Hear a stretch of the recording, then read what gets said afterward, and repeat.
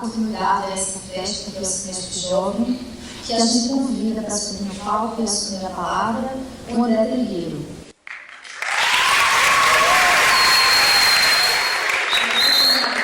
Pós-graduação em Gestão Ambiental, professor da PUC no Rio, colunista da Folha de São Paulo, além de editor-chefe do programa Cidades e Soluções. Meus amigos, o tema proposto para hoje é quem somos, de onde viemos, para onde vamos, que é um tema filosófico, clássico, e que remete à transcendência, ao misticismo, à espiritualidade. Desde a antiguidade, diversos povos, diversas culturas indagaram a mesma coisa, e a gente precisa ter essa postura de respeito e de tolerância, não arrogante, não pretensiosa, de achar que o que os espíritas entendem como sendo as respostas para essas perguntas se sobreponham às outras. Então eu proponho aqui, em tempos de intolerância, em tempos de preconceito exacerbado, que a gente tenha um olhar generoso em relação, por exemplo, à visão das etnias indígenas. Por exemplo, os Yanomami. Como os Yanomami respondem à pergunta: quem sou eu, de onde vim e para onde vou? Certamente uma resposta diferente da que os budistas dão, os islâmicos, os judeus, os candomblecistas, os umbandistas, cada um com seu cada um.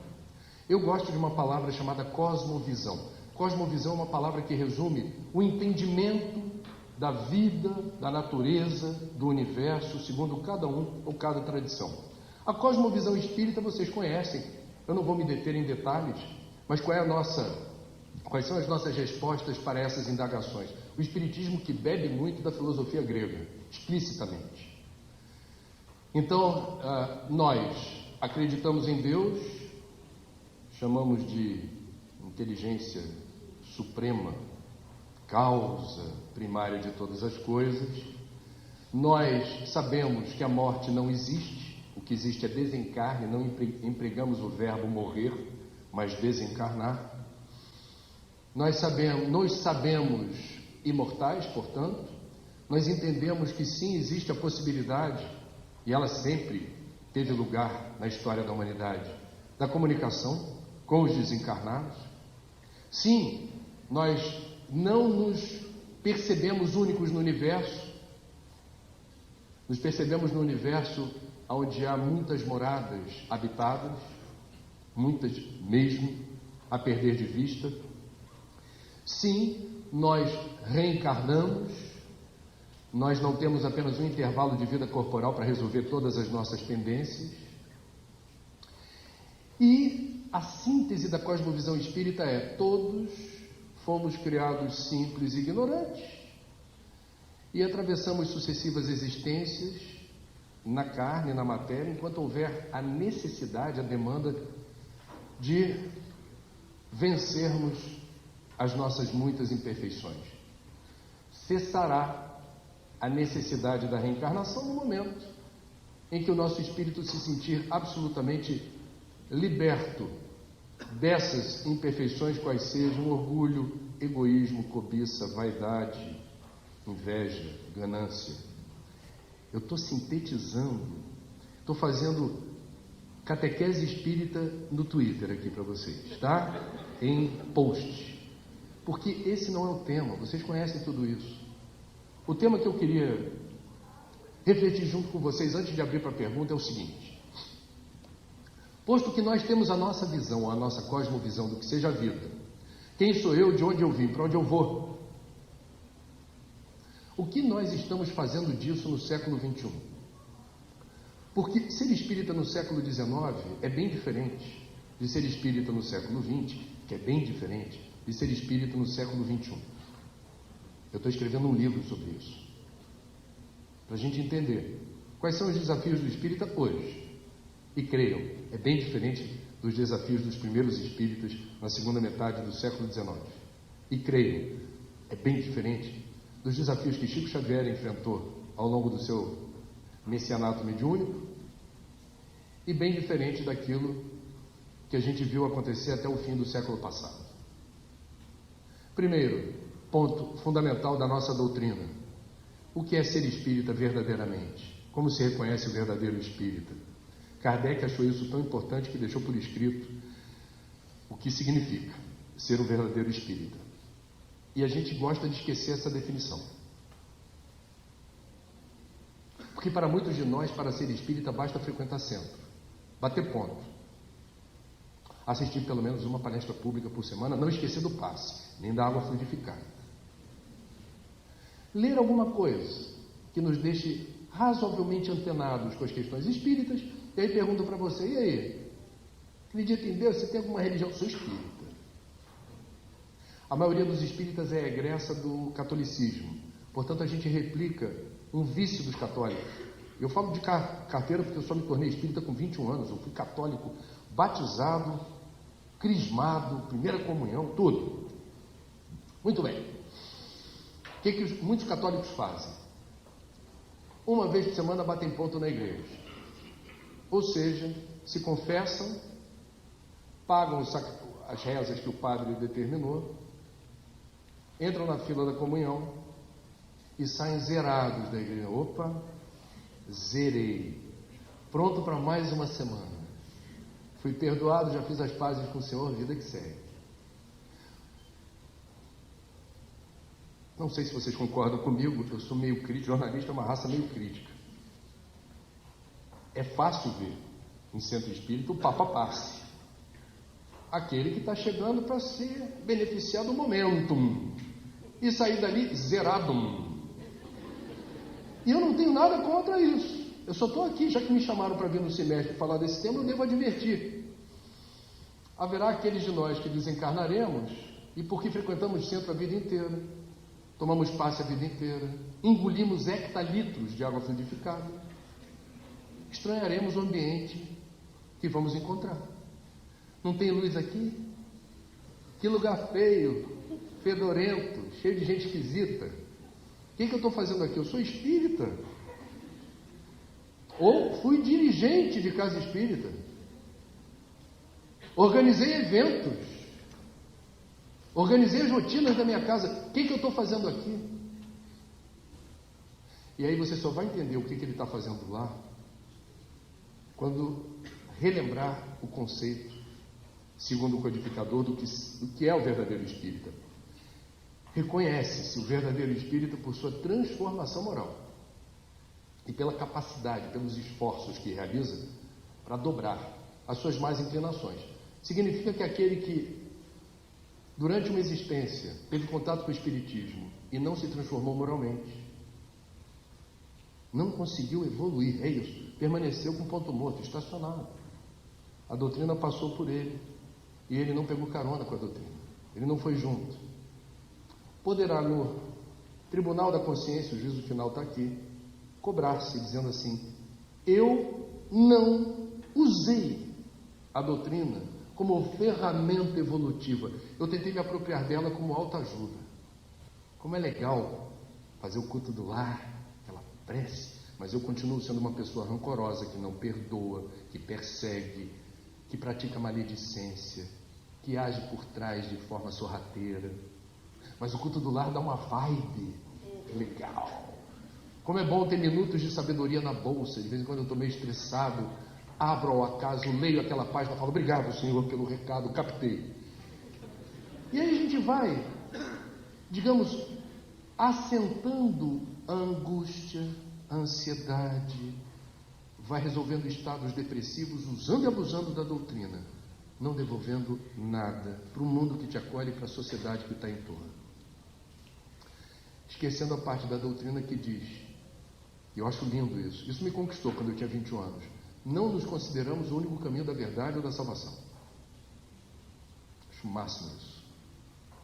Agora, fora da caridade, por quê? Porque a caridade é a expressão da lição. A gente está aqui praticando um Enem espiritual. Provas e expiações, o que é? Reencarnei. Você está no Enem, cara. O Enem é uma existência inteira, é o Enem espiritual. E o que se espera do exame? Ele não é só teórico. Aliás, o teórico pouco importa. A teoria tem que fundamentar, tem que inspirar atitude. Espírito é atitude. Espiritismo na veia é ação. É isso. Ação transformadora. Começa de dentro para fora. Ama ao próximo como a ti. Ame-se. Autoestima. Poxa, mas eu tenho um caminhão de imperfeições. É assim mesmo. Não se cobre tanto. Ninguém está aqui numa concorrência para ser santo, numa vida. A gente tem que dar o passo do tamanho da perna. Tão perigoso quanto usar o espiritismo em causa própria sem evoluir é se deslumbrar com o espiritismo querendo a beatificação no intervalo de uma vida, e isso pira. A pessoa começa a ficar porque ela não dá o passo do tamanho da perna, então ela não consegue se perdoar naquilo que ela não vai conseguir evoluir. Ninguém evolui já, a natureza não dá saltos. Você planta a semente do abacate, vem a plantinha do abacate, começa a crescer, até a primeira geração de fruto leva tempo. Você vai plantar a sementinha do abacate e vai ficar olhando, e aí, cadê o abacate? Vai demorar quanto? Não funciona assim, a natureza não dá saltos. Ame-se, respeite-se. Nossa, mas ainda tenho tantas dificuldades, todos temos. Estamos aqui para isso, no Enem espiritual. Muito bem. Eu não quero alongar, porque o papo vai longe. Tem as perguntas, mas eu tenho algumas reflexões importantes para compartilhar com vocês sobre como é que a gente acelera o passo no século XXI, usando o Espiritismo na direção que importa. Primeiro desafio, que me parece importante. No nosso tempo, nós estamos vulneráveis ou suscetíveis com muito mais intensidade do que no século XX e do que no século XIX, a dispersão, a distração e a alienação. É um bombardeio de nadas, mil nadas, principalmente por uma ferramenta que hoje está muito acessível e que permite que a gente virtualize contatos, se comunique com extrema rapidez, acesse conteúdos fantásticos em diferentes pontos da nuvem. Então, em bom português, eu tenho que acelerar, vou me editar. Podia discorrer sobre isso muito, mas eu quero falar o seguinte: a internet é de Deus. Eu não sou contra redes sociais nem smartphone. A tecnologia não é boa nem má. O uso que fazemos dela define a qualidade da relação. Dou aula na PUC do Rio há 15 anos, de jornalismo ambiental. 2 anos atrás, eu percebi o impacto do smartphone sobre a minha disciplina. Porque eu vi 8 cucurutos em sala de aula, dos 30 alunos, eu vi 8 cucurutos. Durante a minha aula, os 8 estavam... Minha autoestima foi lá embaixo. Mas eu sou um péssimo professor, eu não estou acostumado a ver 8 cucurutos na minha frente durante a minha aula. E aí eu ouvi uma voz que no primeiro momento eu não sabia se era do encosto ou do meu guia. Fiquei na dúvida. E a voz disse: interrompa a aula e dê uma prova valendo nota. E o meu lado imperfeito acolheu, falou assim: queridos, papel em branco, canetinha, prova sem consulta valendo nota, ok? Pô, professor! Pô, professor! 3 questões. E à medida que eu fui proferindo as questões, eu vi que não era encosto, era um guia espiritual que estava ali. Primeira questão: eu quero saber quanto tempo por dia vocês passam navegando na internet. Quanto tempo? Eu quero que vocês estimem, em média. 5, 6, 7, 8 horas? Parem, pensem e respondam, em média, de segunda a segunda. Segunda questão: fazendo o quê? Para onde vocês vão? Vocês vão para o YouTube, para o Insta, para o Face, para o Twitter? Vai para site de notícia? Vai ficar no Zap trocando figurinha? E aí? Emoji. Olha lá, pim, pim, pim, pam, pam. Ok. Depois que você me disser o que você costuma fazer, a terceira pergunta, essa foi iluminada, porque eu não teria competência. Explique com suas próprias palavras o resultado dessa experiência. Em que medida ela ajudou você a ser uma pessoa melhor, mais antenada com o mundo em que você vive, mais conhecedora dos desafios do nosso tempo?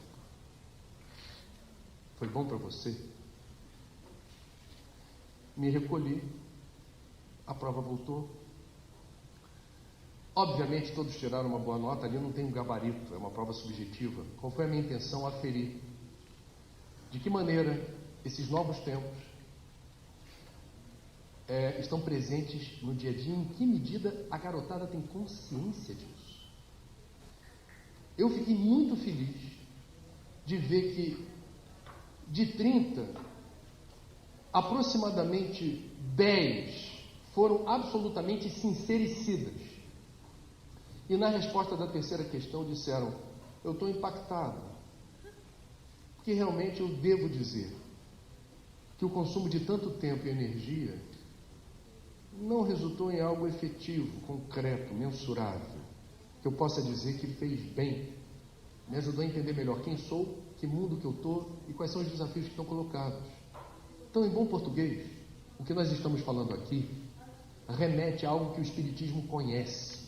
A maior parte dos desencarnados, quando faz essa passagem, relata do lado de lá o quê? Quando pergunta assim, enquete. E aí, foi bom para você? Como é que você está? Me diz. A maioria dos desencarnados declara o quê? Estar arrependida pela perda de tempo. Passamos uma existência que, creiam, é rápida. Creiam, é rápida. E no final do período, puxa-se o extrato. E você verifica exatamente, é o que o Divaldo gosta de chamar de livro da vida. Está tudo lá. Tudo é tudo. Tudo que você fez ou deixou de fazer, tudo que você pensou, tudo que você sentiu, tudo que você falou para os outros, tudo. No livro da vida aparece que consumo fizemos, que uso fizemos do nosso fluido vital, que é o combustível da vida. Que todos temos prazo de validade. E a gente não sabe quando ele chega ao fim.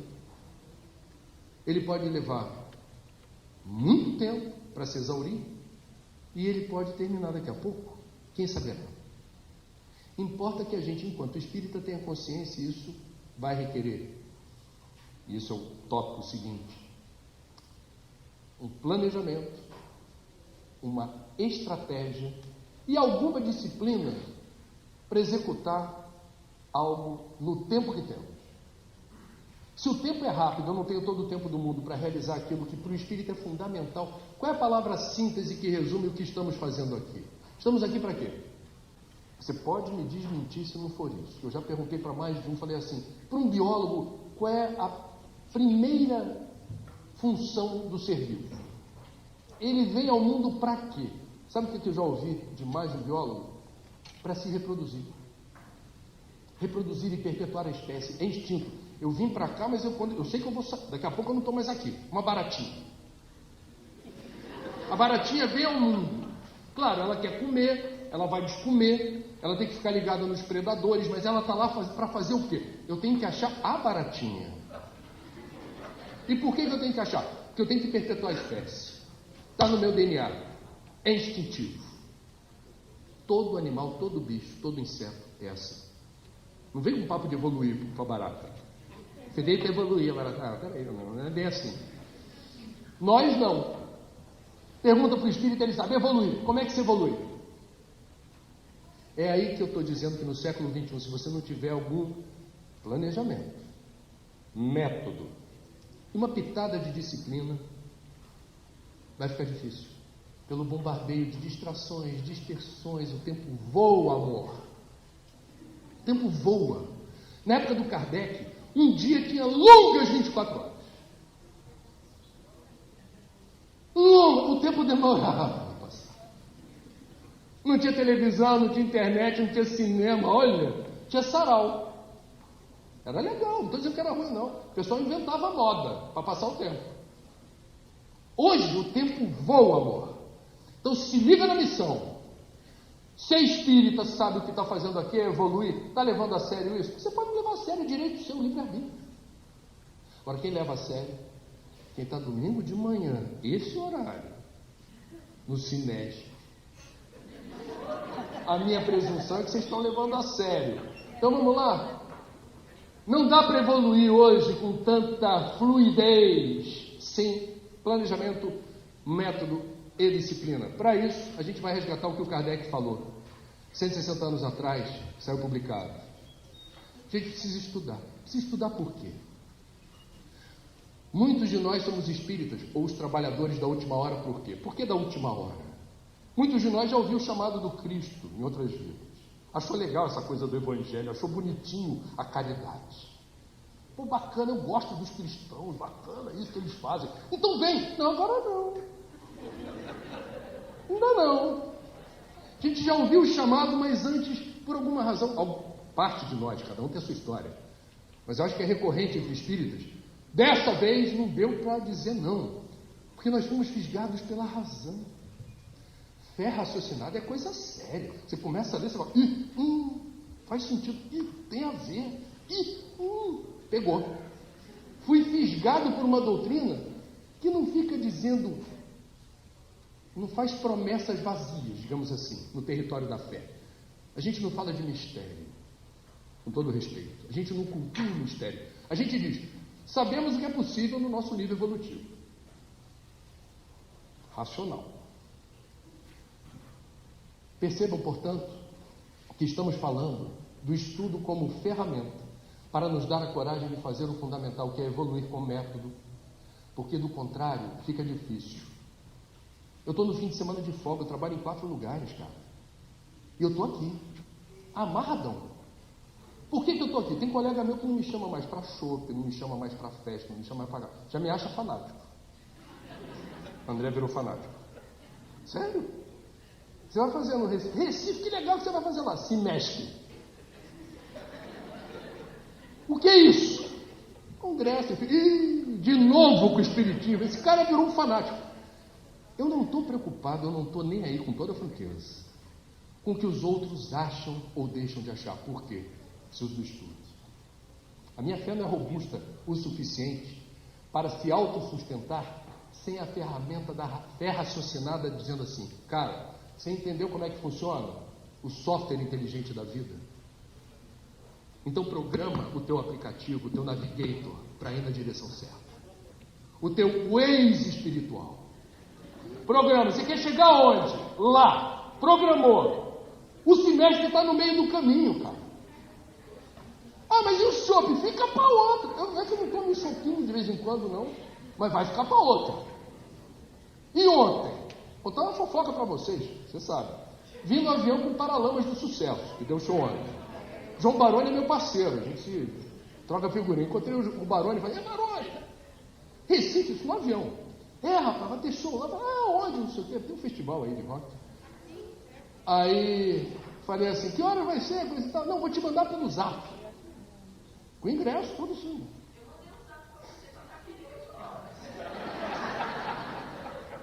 Eu estaria mentindo se não desse aquela coceira. Ontem eu falei, acho que eu vou. Mas eu falei, se eu for, não é um problema, assim, evolutivo. Para mim, ir num show de rock no dia seguinte fazer palestra. Mas a minha carcaça pode se ressentir. Na dúvida, eu não fui. O encosto queria que eu fosse. Vocês perceberam? Então, so sorry, baby. So sorry. Meu navigator aponta para lá. Não estou nem aí para você. Então, vamos lá. Fé raciocinada serve para isso. Outras questões importantes. Eu não quero avançar muito. Tem as perguntas. Eu vou terminar com esse último tópico. Eu poderia ir longe. Mas vamos lá. Um outro tópico que eu estou abordando no livro que eu vou lançar. Nós temos questões comportamentais e culturais do nosso tempo. Cada tempo tem a sua cultura, hábitos, comportamentos e estilos de vida. Então temos questões culturais que podem atrapalhar nossa jornada evolutiva. Ser espírita no século XXI significa estar atento para essas questões. Por exemplo, nós temos a ditadura da eterna alegria. Isso não acontece com vocês, mas muita gente por aí adora fazer selfie o tempo todo e compartilhar no Insta. Olha com quem eu estou. Olha o que eu estou comendo agora. Olha o que eu estou fazendo nesse instante. Aí a pessoa tem uma compulsão por compartilhar momentos de êxtase.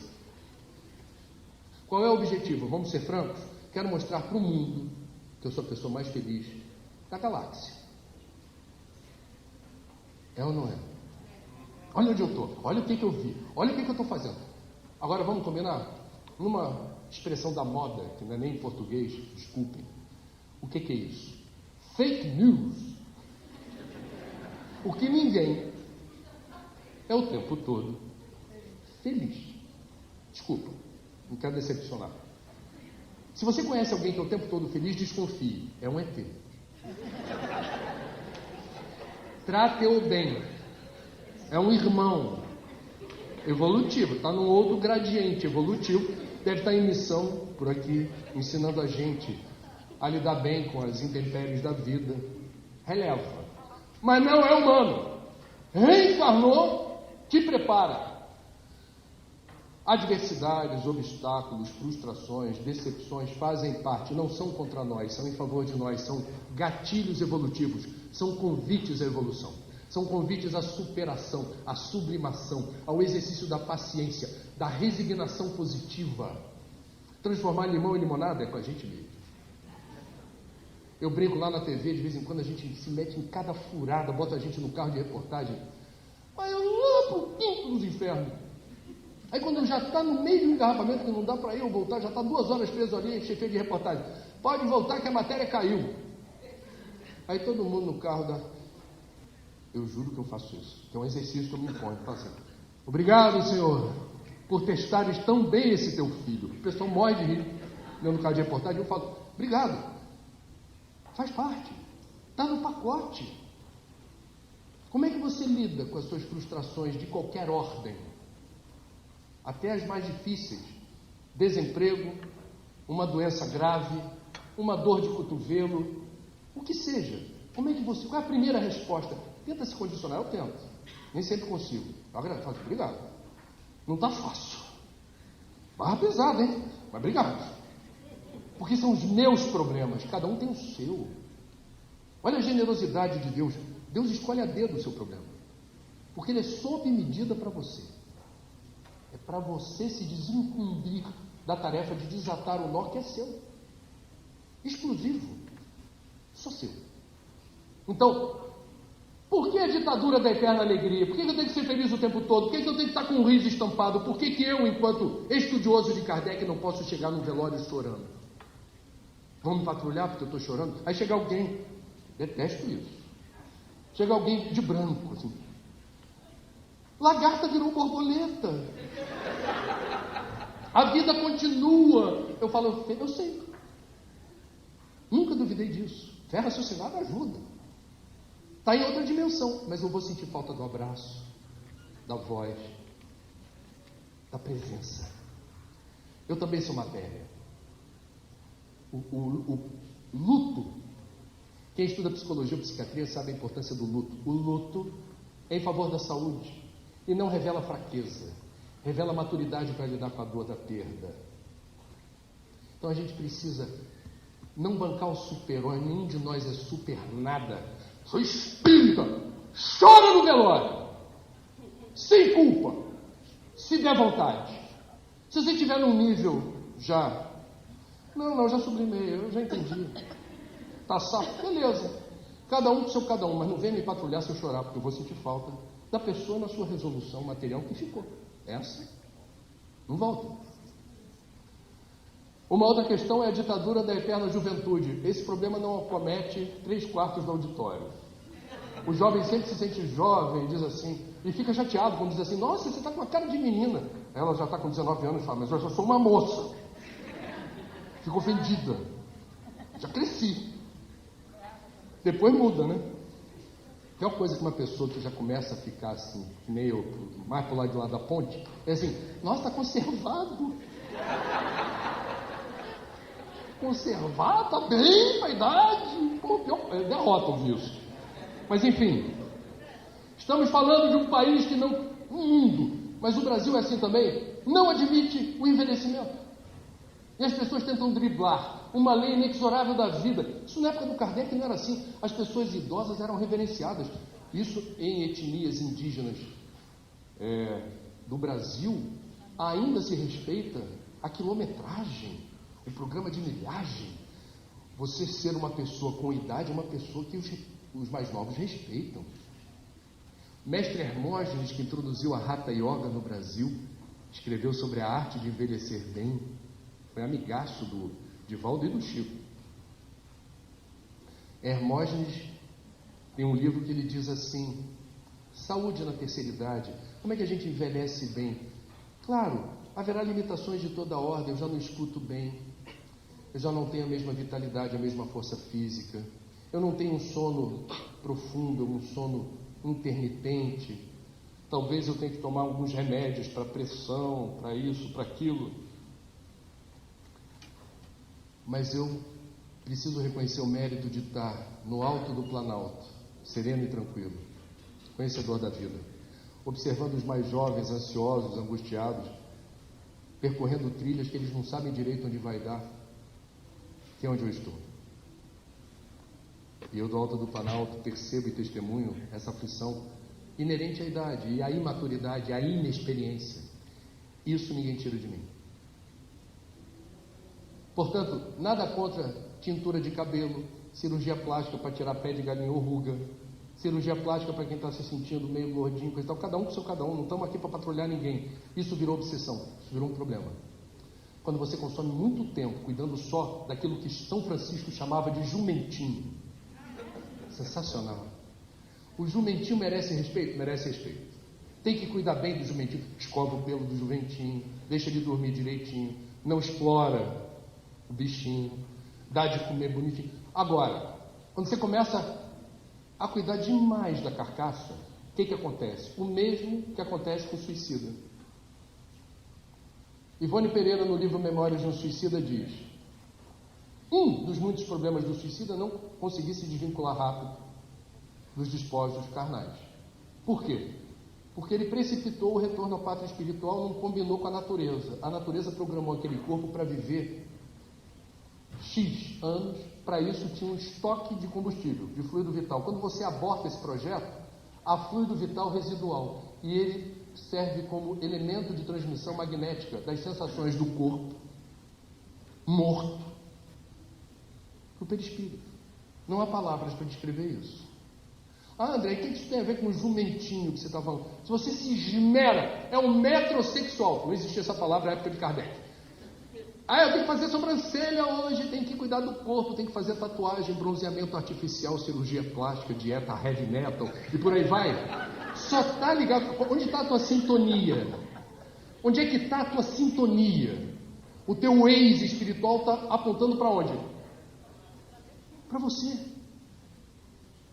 E aí quando você desencarna, tua programação mental está toda. A consagração do teu tempo e da energia na encarnação quase toda foi para quê? Para você. Você desencarna, você não consegue transcender. Você está vinculado à matéria ainda. Ah, mas a matéria está se decompondo. É, mas é tudo que eu tenho. Aqui está o meu tesouro. Temos uma outra questão, com ela eu encerro, que é o deslumbramento pelo consumismo. Na época de Kardec não tinha shopping center, não tinha estudante de marketing ou de publicidade, não tinha outdoor como tem hoje, não tinha Black Friday. Não tinha shopping center. Então, vamos combinar, eu estou encurtando a história. A época de Kardec não havia nem a expressão sociedade de consumo. Não existia nem a expressão consumidores. Portanto, temos um desafio, sendo espírita no século XXI, que é o quê? Reler, se de preferência Xerox, bota no espelho do banheiro, a lei de conservação, uma das leis morais, está lá no Livro dos Espíritos. O que a lei de conservação lembra para a gente? Tem lá um subtítulo que diz, isso no século XIX, hein? Profético Kardec, o que é necessário e o que é supérfluo. O que é necessário e o que é supérfluo. Em bom português, a maioria absoluta de nós, encarnados nesse anfiteatro, provavelmente não resiste a uma incursão dentro de casa da gente, especialmente quem tem closet, para checar o que efetivamente que você diz que é seu, que você comprou e que guarda na tua casa, você usa, é importante mesmo. Você vai colocar isso numa mala na hora de viajar, porque é importante, é visceral. Outra ali, na vibe da sociedade de consumo, que é confundir felicidade com acumulação de bens e posses. Você traduz felicidade pelo último lançamento do smartphone, pelo carro do ano. Vou morar em Boa Viagem, ou não sei qual é o bairro fashion, de Recife ou de Olinda, e você começa a transferir para o que é perecível e descartável o legítimo direito de ser feliz. Eu conheço várias pessoas abastadas no Rio de Janeiro, ricas. Algumas delas ostentam matéria, que não são felizes. Pelo contrário, estão em tratamento, fazem uso de medicamento. Por quê? Baita sensação de vazio. Tenho tudo, mas não me sinto pleno. Eu não consigo me sentir bem. Tem algo que está faltando. É algo importante, filho. É algo importante, você descuidou. Isso, vamos lá, não vamos ser hipócritas. No mundo da matéria, a matéria ajuda em vários sentidos. Mas quando você confunde a matéria como sinônimo de condição para ser feliz, você entrou numa roubada, numa encruzilhada. No século XXI, precisamos estar mais atentos a isso. Entre outras razões, porque se você abrir o Evangelho lá no iniciozinho, numa parte do Evangelho que tem Santo Agostinho categorizando as diferentes moradas do Pai, segundo os Espíritos.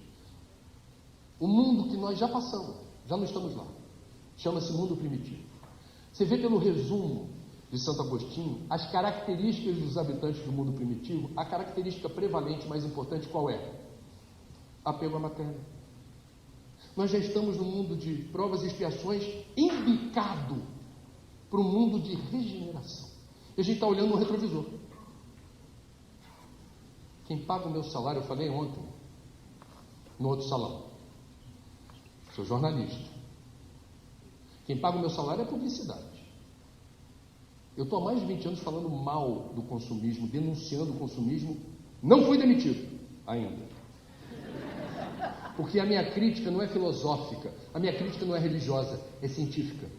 O planeta é um só, os recursos são finitos. Sabendo usar não vai faltar. Se há tanta miséria, pobreza e exclusão social, é porque o cobertor é curto e ainda há um número significativo de pessoas que vivem na opulência, no deslumbramento com a matéria. Tem muito mais do que necessitam. Muito mais. E prestarão contas dessa opulência. Que nada aqui nos pertence. Nada aquilo que você coleciona em casa, nem os seus investimentos no banco, nem o seu smartphone, suas roupas, seu carro, seu imóvel, nada disso te pertence. A bem da verdade, nem teu corpo te pertence. Quando a gente desencarnar, o que a gente leva para o lado de lá? As poucas conquistas no campo da ética e da moral que deu para acumular numa vida, se Deus quiser, se fizer bem feito. Um número razoável de imperfeições, ou seja, o conhecimento, a sabedoria adquiridos e os méritos evolutivos no campo do sentimento, da emoção, da capacidade de ser misericordioso, de perdoar. Isso você leva. O resto fica. Estamos vivendo num século onde o deslumbramento com a matéria ameaça espíritos que já passaram pelo mundo primitivo. Lembre-se disso no próximo Black Friday. Vamos abrir para pergunta? Pode ser?